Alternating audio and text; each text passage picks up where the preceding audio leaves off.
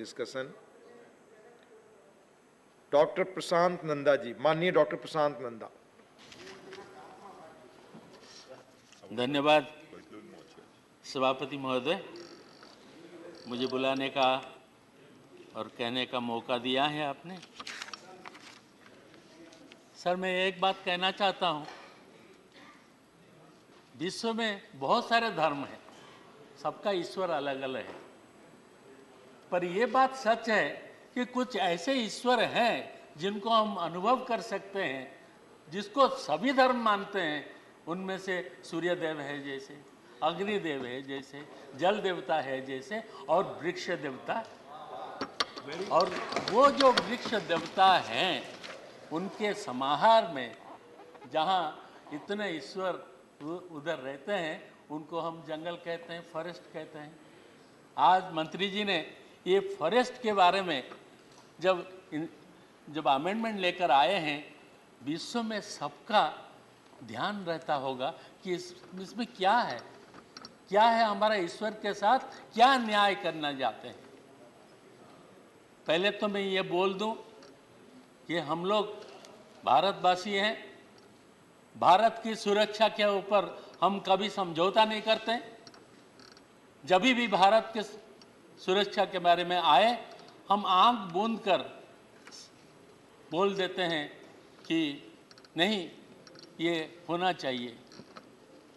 जब इस अमेंडमेंट में, जैसे अभी मंत्री जी ने कहा कि इस अमेंडमेंट में ऐसी बात है, कौन सी बात यह है कि हमारे देश के जो बॉर्डर एरिया हैं, वो बॉर्डर एरिया के उस पार के जो हमारे शत्रु देश हैं या कोई अलग देश है, उन्होंने तैयार कर लिया इंफ्रास्ट्रक्चर, पर हम नहीं कर पाए, क्योंकि ये फॉरेस्ट कंजर्वेशन एक्ट ही हमें रोक दिया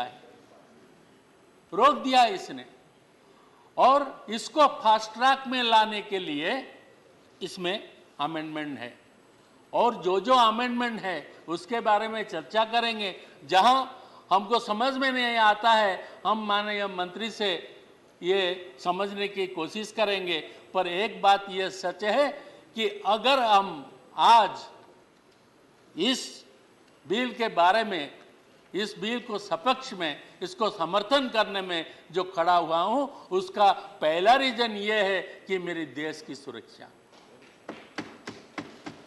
दूसरी बात ये है, हम टाइटल पे आते हैं। माननीय प्रधानमंत्री ने कह दिए हैं कि 2070 को net zero carbon emission India का जीरो हो जाएगा। उसका तो शुरुआत करना चाहिए, कहीं से भी शुरुआत होगा, हो भी रहा है। खनिज मंत्री आए थे, उन्होंने भी बताया उन्होंने कैसा शुरू किया है। और जो सबसे अहम एरिया है वो है हमारा फॉरेस्ट एरिया है, और उसको यदि अगर हम बढ़ाएंगे फॉरेस्ट को, तभी हम लोग अचीव कर पाएंगे। 2030 तक दिखेगा कि हाँ, हम इसके जो हमने कहे थे, हम उसके तरफ चल रहे हैं, आगे बढ़ रहे हैं।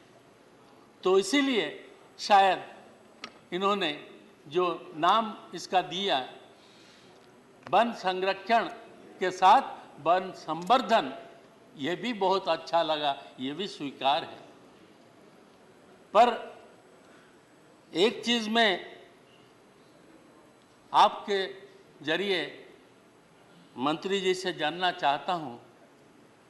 मैं जितना अमेंडमेंट पढ़ा, मेरा जितना ज्ञान है, उस ज्ञान में मुझे संवर्धन कहीं दिखाई नहीं दिया। जो दिखाई दिया, एग्जम्पशन दिखाई दिया। अगर एग्जम्पशन ही करते जाएंगे, फिर संवर्धन कहाँ होगा, ये मेरा समझ में नहीं है। और मुझे मालूम है यादव जी जैसा मंत्री हैं हमारे, वो हमको ठीक तरीके से समझा भी देंगे। दूसरी बात यह है कि इसके बारे में पूरा चर्चा, अमेंडमेंट के बारे में पूरा चर्चा करने से पहले मैं थोड़ा स्वार्थी होके, ये हमारे ओडिशा के लिए कितना सिग्निफिकेंट है ये पहले मैं बता दूं, फिर मैं उसके बाद जाता हूँ। तो मेरे ओडिशा के लिए यह है कि Odisha is home to third largest tribal population of India, but it is the most diverse indigenous communities found in the country.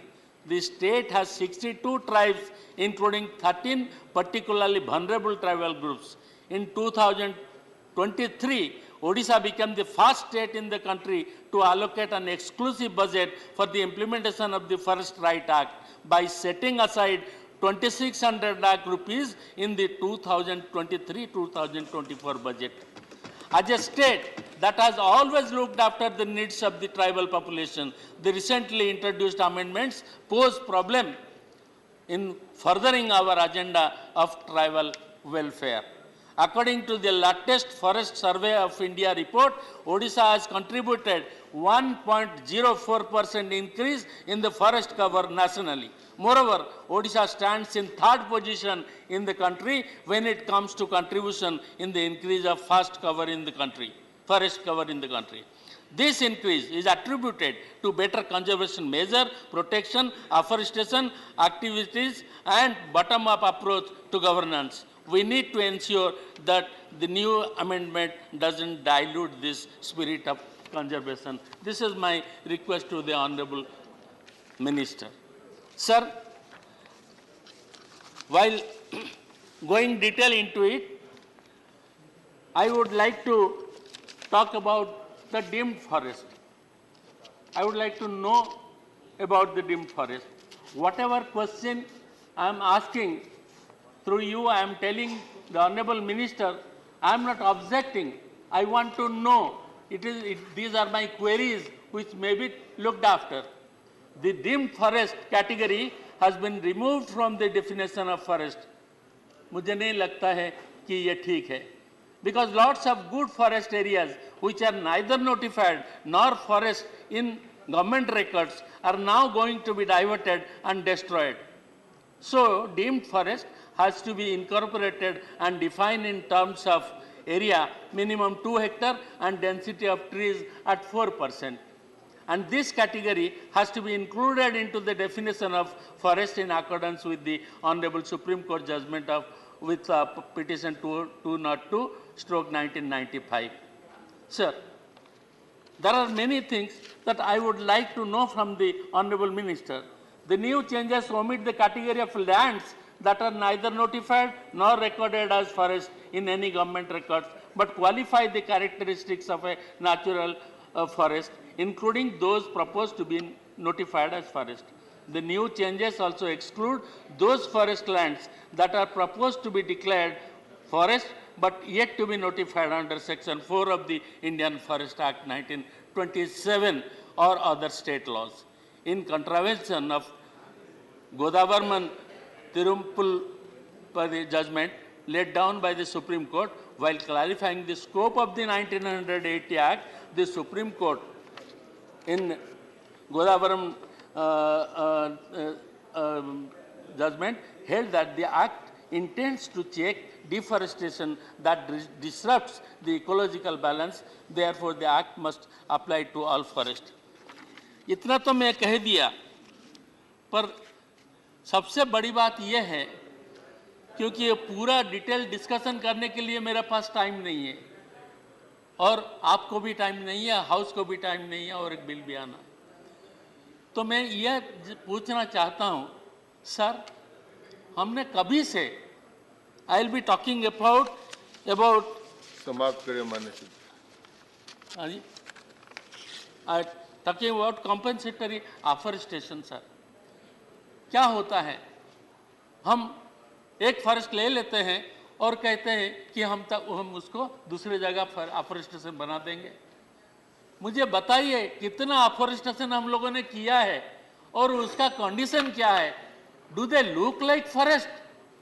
Sir, जो फॉरेस्ट हमको पानी देता था पीने के लिए, जो फॉरेस्ट हमको जीने के लिए सांस भरता था हमारा, अभी वही फॉरेस्ट अफॉरेस्टेशन में वही फॉरेस्ट जितना जब पेड़ है वो सब सुबह उठ के वो फॉरेस्ट होमगार्ड को बुलाते हैं, ओ गार्ड भाई जरा आओ थोड़ा पानी तो पिलाओ, हम मरने लगे हैं. यह है, लेकिन इसका तो तरीका इस डिपार्टमेंट ने ही किया है. आप अगर देखेंगे तो मियावाकी फॉरेस्ट एक है जिसको आपके गवर्नमेंट ऑफिसर्स ने उन्होंने सैंपल के तौर पे किया था केरल में, and it is absolutely perfect. समाप्त करें माननीय सदस्य, सर समाप्त करें। नहीं, I would like to request to give me some more time for them. You can आप करें, एडजस्ट इट विद जल्दी करें। बीजेपी, हाँ, हाँ। You can adjust this time with the BJP and they agree sir.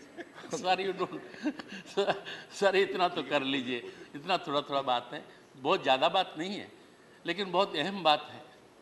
मैं इसके साथ दो सवाल पूछना चाहता हूँ सर, दो ही सवाल, उसके बाद बंद कर दूँ। जी जी पूछिए।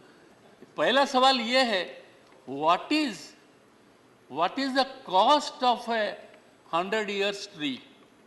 क्या उसका टिम्बर और कुछ नहीं? वैल्यू तो इतना ही बनता है, उसका टिम्बर ही बनता है।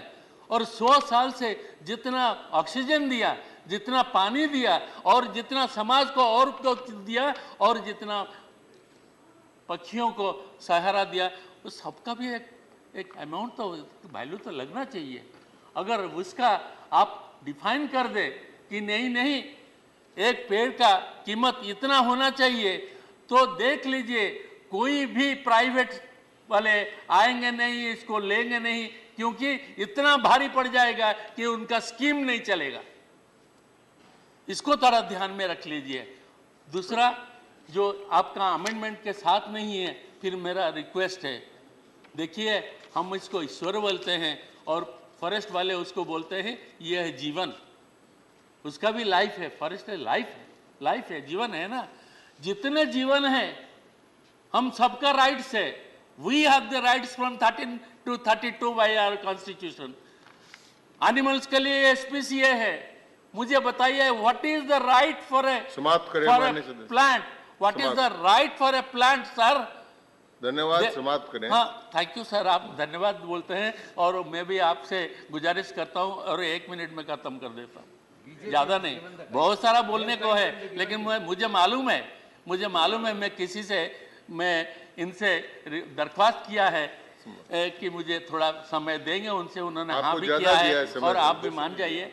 अच्छा, मेरा ये कहना था कि उनका राइट्स क्या है, इतना तो बोल दीजिए मंत्री जी, हम सब खुश हो जाएंगे। सारा भारतवर्ष में जितना जंगल है वो जंगल आपको आशीर्वाद करेंगे, बोलेंगे चलो ये पहली बात शुरू हुई कि हमारा राइट्स के बारे में किसी ने बोला और कोई मंत्री था, वो राइट्स हमको दे दिया। धन्यवाद। धन्यवाद। श्री